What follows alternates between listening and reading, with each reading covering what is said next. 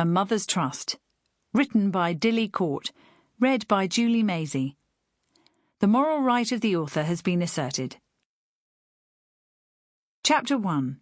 Saffron Hill, Clerkenwell, 1877. The darkness surrounding the table was heavy with the spirits of the departed, or so it seemed to Phoebe, who was hiding in a cupboard watching the proceedings through a knothole in the door panel. A single candle created a pool of light in the centre of the green chenille tablecloth, on which rested the hands of the nervous participants in the séance, their fingers touching and their heartbeats palpable in the eerie silence. "Is there anyone there?" Annie Giamatti's voice rang out loud and clear.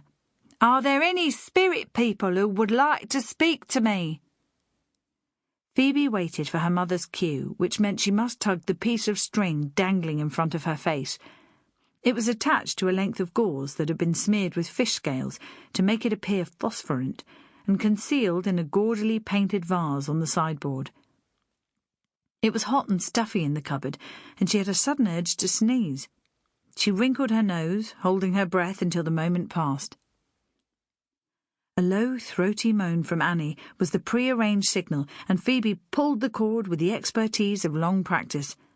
If she tugged too hard, the material would fly up to the ceiling and might get caught on one of the cup hooks that held it in position. If she did not exert enough pressure, it would hang limply like a chemise on a washing line, and the game would be up.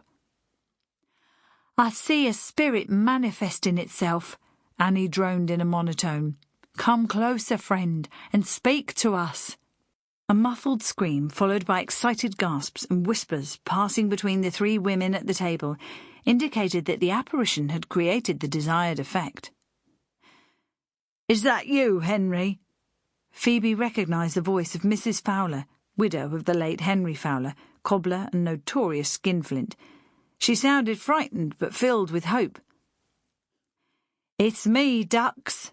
Annie's tones deepened into her interpretation of a male voice. "Are you happy where you are now, Henry?" "Very happy, Ethel." "Are you in heaven or the other place, Henry?" "I'm all right, Ethel, but I have to leave you now." Annie's voice trailed off, as if the tortured spirit of poor Henry was being dragged back to limbo. "Don't go yet, ducks," Ethel pleaded. "Tell me where you keep your cash. I've got to pay the bills, and I'm down to my last farthing." Phoebe held her breath, hoping that her mother remembered Henry Fowler's boast that he kept his money hidden in a place where Ethel would never think to look. It had taken several pints of brown ale to loosen his tongue in the public bar of the Three Bells, but Annie had come home laughing fit to bust, and a little swipey herself. The crafty old codger hid his gold sovereigns in his peg-leg, Phoebe. He hollowed out the wood and dropped them in one by one. Would you credit it? Annie exhaled 3 shuddering breaths. I'm fading fast." "Tell her, you mean old goat." This time the voice belonged to Ethel's sister, Minnie Sykes, a large woman with fists like hams, who, widowed at an early age, had taken on the profession of rat-catcher. It was fabled from Saffron Hill to Bleeding Heart Yard that she killed the vermin by biting off their heads. Phoebe was convinced that it was no lie. She gave the string a gentle tug, hoping to distract Minnie's attention for long enough to allow her mother to finish the séance before things turned ugly. "Tell me, Henry, please. You got no use for money where you are. For the love of God, think of your dear ones left to struggle on alone."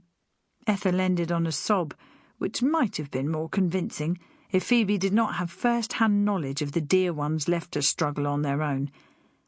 Henry had fathered 3 sons, all of them raw-boned and burly, and a daughter, Dolly, who was a bit simple.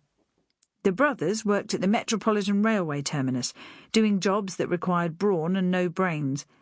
It was said that by the time they reached the door of the family hovel in Bleeding Heart Yard on a Friday night, they had already squandered their weekly wages on strong drink and loose women.